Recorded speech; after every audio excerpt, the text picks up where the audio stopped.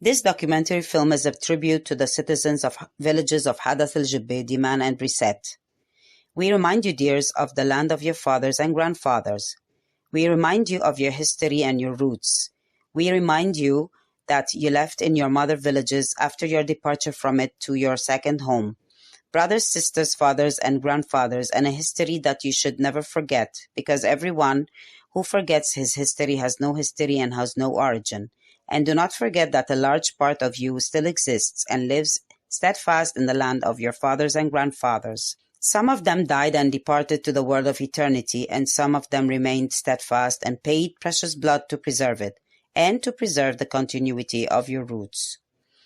So we hope you do not forget them, do not leave them. They deserve your love and care, because they are a handful of heroes whose circumstances dictated that they remain in this sacred country that is called Lebanon. And circumstances did not allow them, as it was a chance for you to migrate or to leave their homeland and become alienated from it. Therefore, the task is difficult and impossible, but it can be easy if you wish to support their existence and remain loyal to your motherland and homeland, and you keep remembering that this is a part of your body and soul that is still beating in another place in this universe. And of course, this loyal and love are in Hadath al-Jibbe, Diman, and in Briset as well. Hadath al-Jibbe, an ancient village whose emergence as an inhabited village by humans goes back to Queen Dia, a rival daughter of King Nebuchadnezzar, king of Mesopotamia and Iraq, hundreds of years before the appearance of Christ. Its location is one of the most beautiful geographical locations, surrounded by valleys, and it is considered the artery of transportation through which it can reach all Lebanese, Syrian, and Arab regions. Al-Hadath or Hadath al-Jibbe was the capital of al-Jibbe during first centuries of the beginning of Christian era in the east, and its land is the famous cave of Asi al-Hadath, in which some mummies belonging to some of its Christian and Sheti residents were discovered, who were martyred and died during its stay by the Mamluk armies in 1283. The full story is available in the book. The lands of Hadath al-Jibbe are also shared with neighboring villages such as the villages of Qnat and Niha, the largest natural cedar forest in the world. Its houses are distributed throughout the center of the village and form a beautiful landscape in terms of its geometric distribution. Its climate is dry and it's prescribed for patients with several types of diseases. The forehead, like Briset and Diman, is ancient, pre-Christian in the days of the Pagans and Phoenicians and the Hittites who worshipped the lion. And we can see his image engraved in the structures of Baalbek, and he represents the Phoenician god Baal, Jupiter. As for the people who inhabited Hadath al-Jibbe, Diman, and Briset, most of them worshipped paganism in the early centuries before the spread of the Christian religion. As for the correct name, it is Al-Hadad, as pronounced by the public. It is the name of the Aramaic deity Hudud Hadad, and it has several designations dating back to the circumstances of each of the stages that were ruled or inhabited by peoples. In Hadath al-Jibbe, there are many monuments and caves that are among the most beautiful and oldest in the region. There are also sarcophagi, the tombs that contain the guardhouse of Queen Dia and the burial places of her family. It also contains the Church of Saint Daniel, which is among the ancient temples in Lebanon. According to the information and accounts, the town of Hadath al-Jibbe was burned 7 times, and there are traces of these fires, which are distributed in several residential areas in the town. And not to forget that Wadi, the valley of the mills, Al-Tawahim River area, contained 7 mills for wheat and other grains.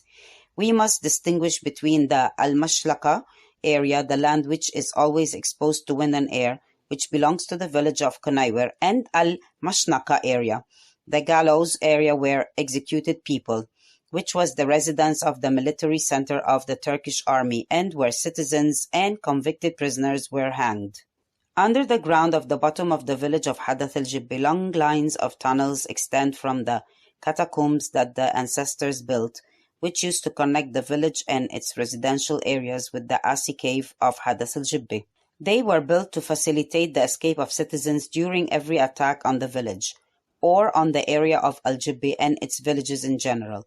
It is considered one of the largest and longest tunnels that man built, equipped, organized, and succeeded in its geographical and engineering designs, as its network reached several kilometers in length.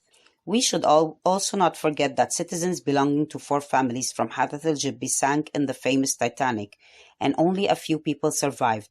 Full details of the information are mentioned in the history book and the documentary, including Hanoun Hashim, wife of Saman Sha'ar, with her children Tawfiq Tom and Hannah John and Fuad Freddy, Simon Sha'ar and the mother Hanoun, and only her son Hannah survived. Also the family of Yusuf Amin Saab, along with his children Gabriel Saleh and Badi'a Saab, and Gabriel survived among them.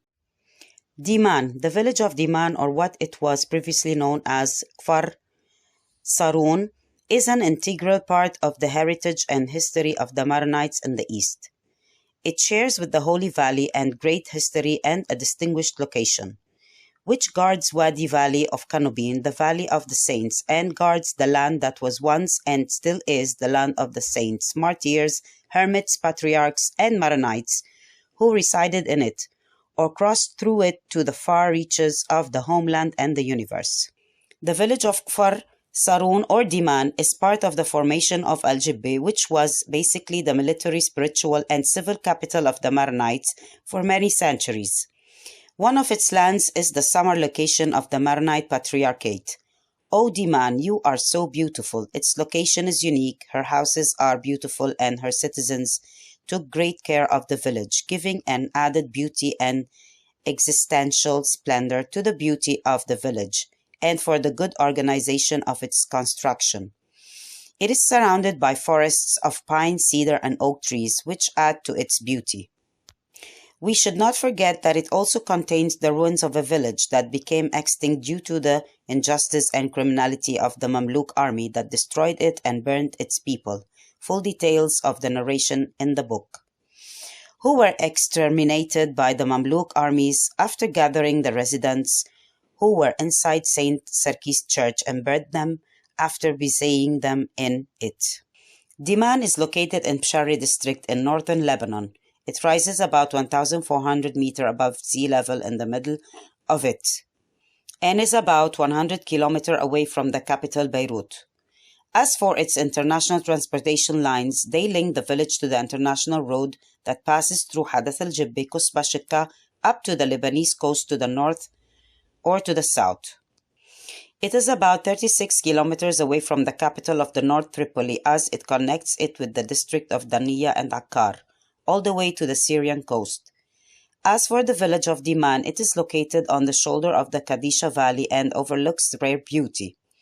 The land of Diman is distinguished by the fact that it is surrounded by a coast and a mountain with orchards planted with fruits and vegetables of various kinds. Brissat, the existence of the village of Brissat, or as it was previously called, the village of Beit, residence, Ra'ad family is one of the oldest villages in Pshari district, and it was a basic pillar of the Jibba region, similar to the village of Diman and the villages of Al-Jibba and the neighbors. As for its name, it is basically Syriac, meaning the flat lands or the land of the residence of the chiefs. And if we want to make sure of this name, we go back to what was mentioned in the book History and Narratives of Hadath al-Jibba, Greatness and Heritage above, that the first person to inhabit Al-Jibba and the village of Hadath was Queen Dia, daughter of King Nebuchadnezzar of Mesopotamia in Iraq. The biography of Queen Dia, the daughter of King Nebuchadnezzar, and the story of her coming are mentioned in the context of the history of Hadath al-Jibba. She chose the area of Wadi al-Tawahin, which was shared between the villages of Hadath and Brissat, and built her summer residence there.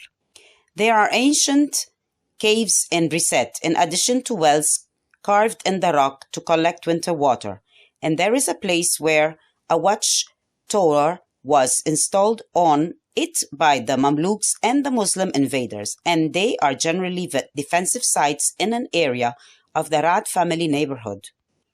In Brissat, there is also a church built by the people named after Saint Joseph, and there was an old church in it named after Saint Charbel al-Rahawi, Where this church is located is the information we mentioned above, where Queen Dia, daughter of King Nebuchadnezzar, resided in it, and its building was renovated in 1736.